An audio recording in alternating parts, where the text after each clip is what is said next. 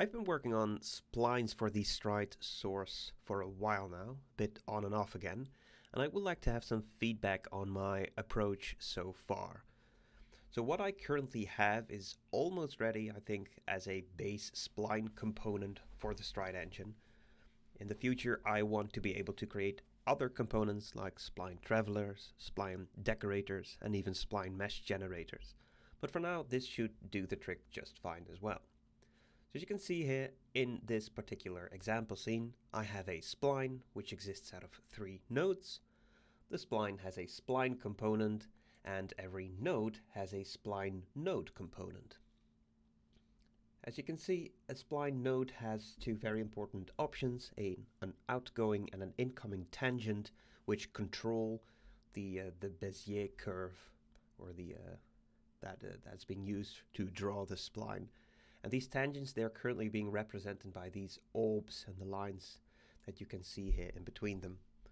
So for instance, if I would change this to, let's say 6, then this would update in the scene directly. And that's pretty powerful stuff. Now, ideally, of course, I want to be able to control these points directly inside the editor with a translation gizmo. Either an exact replica of this translation gizmo or a slightly smaller one, because otherwise you get a lot of the same gizmos inside your scene, and that's not what I want to have either.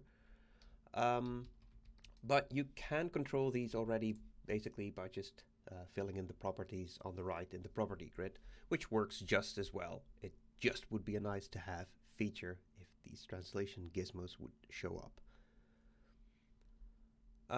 So that's point A that I could use some help with, because I've done some testing with being able to just select these orbs and just drag them around from a camera view, if you will. But that didn't give you as much as control as having an actual translation gizmo, as you can see here. So the second point is more of a technical debate on how I solved a certain problem, and that is, how do I define the list of nodes, or that one node should go to the next node? So what I've currently done is the spline component holds a list of nodes and they are referenced there.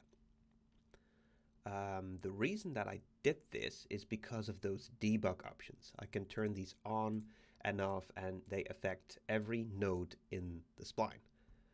An alternative option that I considered was simply having a spline node and then having a property that would simply refer to the next node.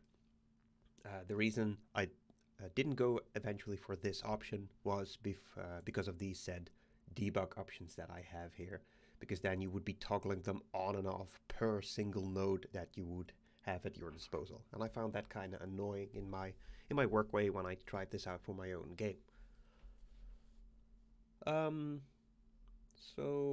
But other than that, that's pretty cool and all. Let's say if I save this, one issue that remains, and I haven't been able to find out what is causing this. If I would close my scene right now, and I would open it up again,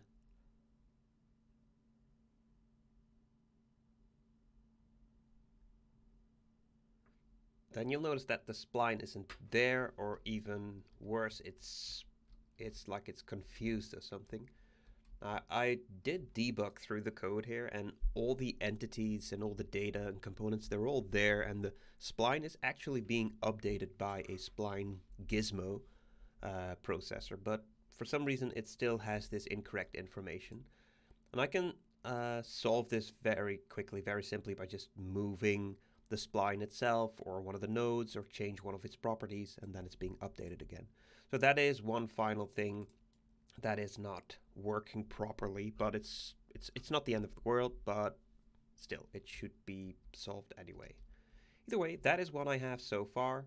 Again, future components are there as well. They are still very early work in progress. But first, I want to complete the base spline PR, and I would definitely love some feedback on that. Thanks for watching.